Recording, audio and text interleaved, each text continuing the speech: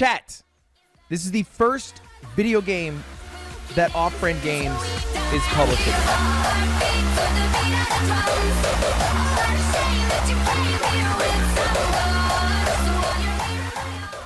So it's officially been 10 days since the launch of Rivals of Aether 2, and I want to talk about it because I kind of feel like I need to in a way. And I don't want to come off as disingenuous in any sort of way or that I'm hating in like a negative fashion. I really do love this game. I have over 65 hours put into it already, and I have a job and I go to college, so my time, is on a crunch, and I still make time for the game. I play competitively. I played in Coinbox 116, and I actually just registered for 117, so I made my competitive debut. I'm active in the scene, and I've spent I don't even know how much money on cosmetics. So I've given my time, given my effort into the game, and it's because I enjoy it. I'm really passionate about it, and that's kind of the reason why I'm making this video today. I recently went to the Steam news and checked out the Rivals of Aether 2 Kickstarter in hopes that we got patch notes. If you're watching this video right now, the Rivals 3D event should have dropped yesterday or a couple days before, and I'm pretty sure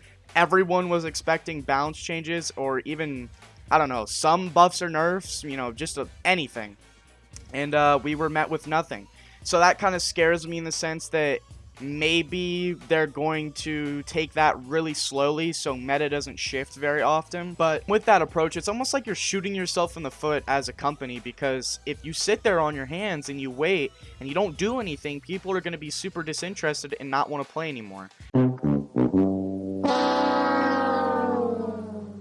And with a fighting game, we all know that those die extremely fast. And the reason why some of them are even still alive to this day is because they've garnered vets over the years, because they hold, a long series of titles like Street Fighter, Tekken, Mortal Kombat. And these vets, there's enough of them that they can keep these games alive and keep them afloat.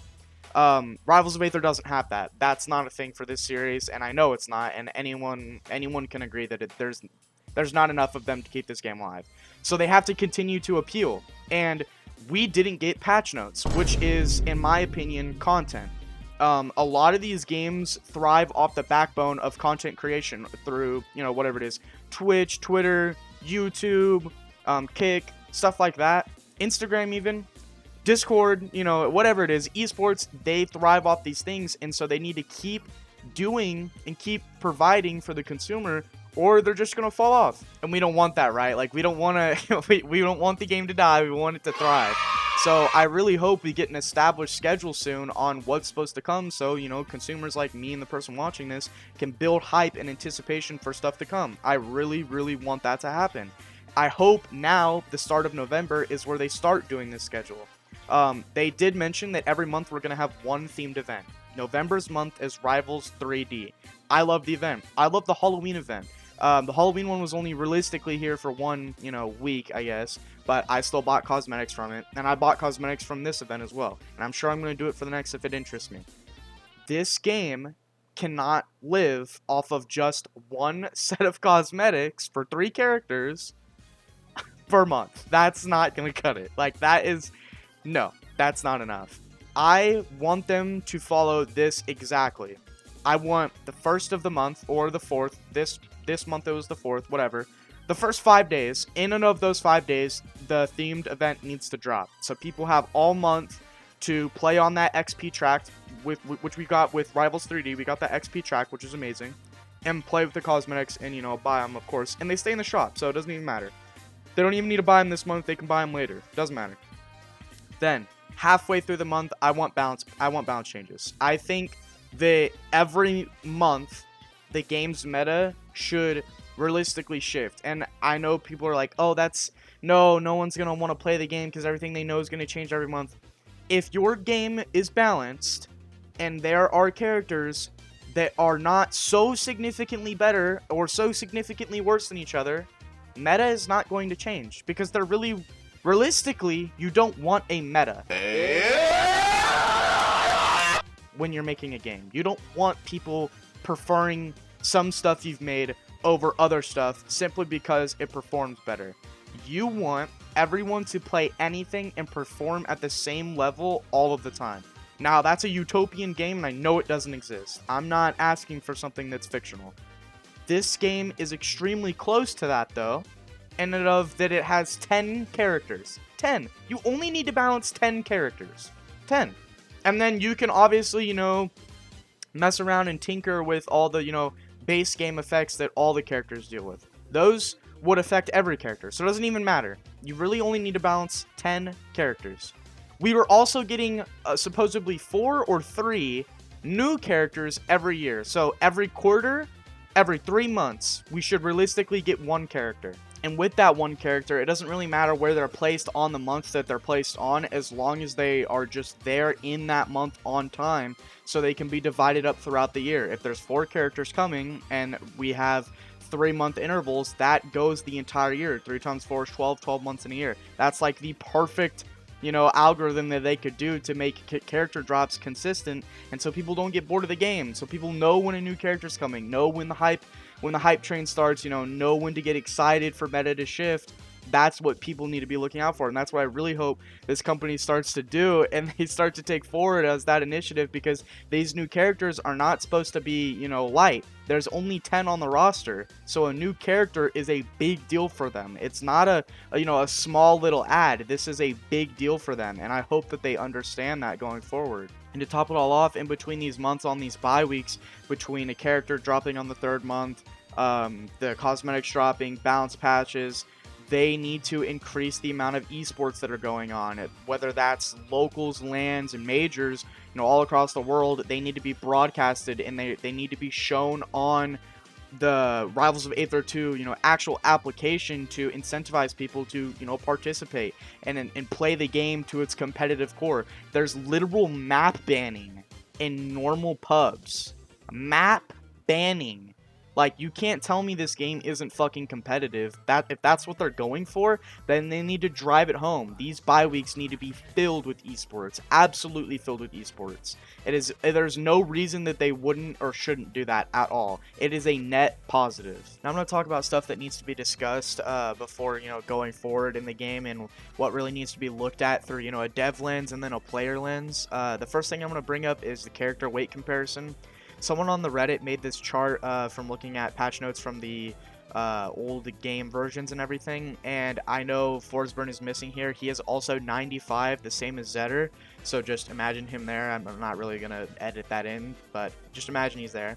The problem with the weight comparison, though, is that a lot of the characters play the role and have the benefits of the weight and have none of the drawbacks, and some of the characters have no benefits from the weight and all of the drawbacks. So Loxodon and Crag are probably I'm gonna take 2 from both polar sides of it.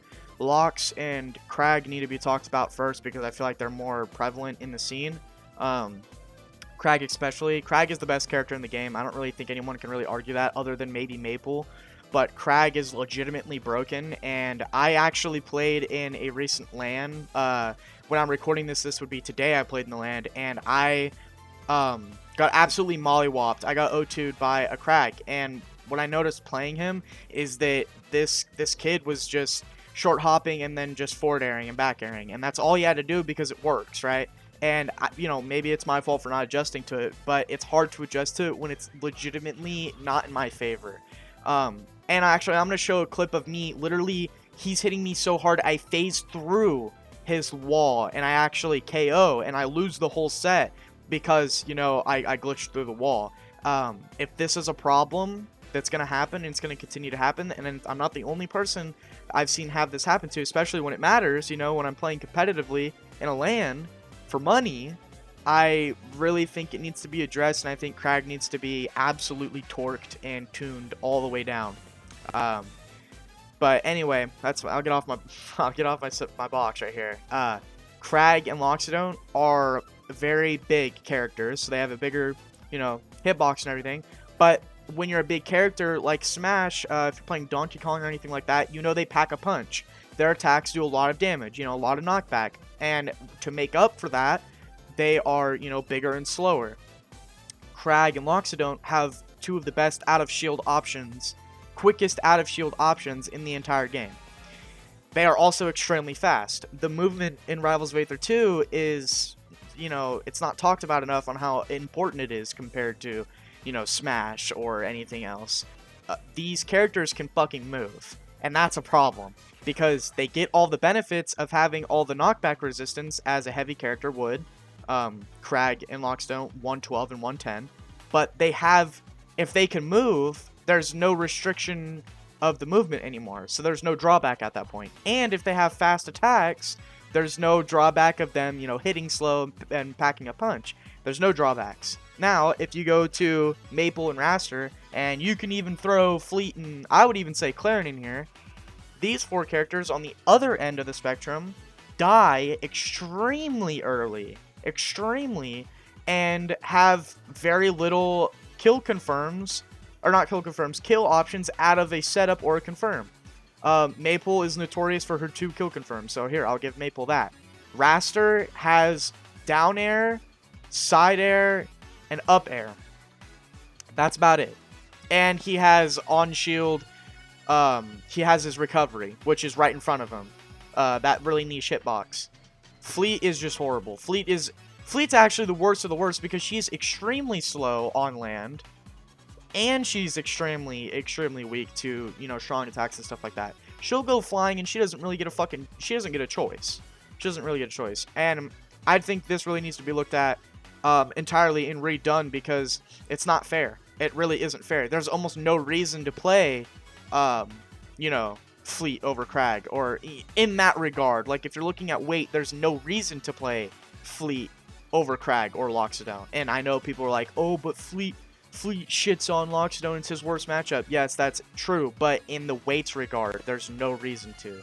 Last thing I'm going to talk about today is grab chaining and tech. I think they coincide pretty well together because the tech is so shitty in this game. Teching is almost worse to do than just a roll and just getting lucky on the 50-50, because there's no invulnerability frames after you get up from the tech, so people can commit to a grab chain. Fast characters on the floor like Zetterburn and Reno, people who, can short hop dance, can wave dash and all this, that, and the fucking fourth, shine dashing, everything like that. These people can grab chain you so significantly easier and so significantly faster than a lot of the other characters, and that's what you see, them do, and they get away with it because, the tech is so bad in this game. If you get knocked onto the floor, you're supposed to be rewarded by hitting I'm pretty sure it's the shield button, I could be wrong, I don't know, shield or an air button, I'm not sure, and you bounce back up super fast so you can, prepare to shield, or prepare to roll, or prepare to attack, or whatever it is. It's a hard task, and that hard task is supposed to benefit you once you do it correctly. You're supposed to get rewarded for it. In this game, you are not rewarded for teching. Other than a wall tech, I'll give wall teching that. Other than a wall tech, you are not really benefiting from it at all. Unless it sends you across the stage from the other person, and it's not onto like up on a platform, or it's not right next to them. There is almost no reason to be teching. You should just commit and bet on the 50-50 on the roll, left or right. And I genuinely believe that, and I really don't want that to be the case. Now, that's enough for ground tech. I think it needs to be tuned. There needs to be more invulnerability frames after you pop back up. I should not be able to be grabbed on frame 1. That's ridiculous. Absolutely not. Wall tech. If you strong attack someone, do anything to push them off the stage, and right before they get close enough to hit a platform, or they get close enough to cross a platform or the ledge, if they tech that, it's GG. They just get right back up. It's like nothing happened to them. They'll take the percent, of course, the damage, but they're not going anywhere. And a lot of people do it on accident. The frame window is way, way, way too long. Way too long. And what's even worse is the people that you're trying to spike on the side of the stage. If you're on the left or right side and you hit someone with a spike like Claren's down air, I do it all the time. I'll spike someone and they tech it. And then they can instantly frame 1 short hop off the stage into a forward air, into a side air, into whatever, into a nair, and combo the fuck out of me and kill me because Claren dies at fucking 70 to literally anybody. What is the point of even trying to ledge guard without going, like, ledge trap? What's the point of ledge trapping if people are just going to tech it? The window is way too large on the wall. And I think the window is way, way, way too short for their invulnerability on the ground. And I think a lot of people can agree with this. I'm going to even flash an image up on the screen.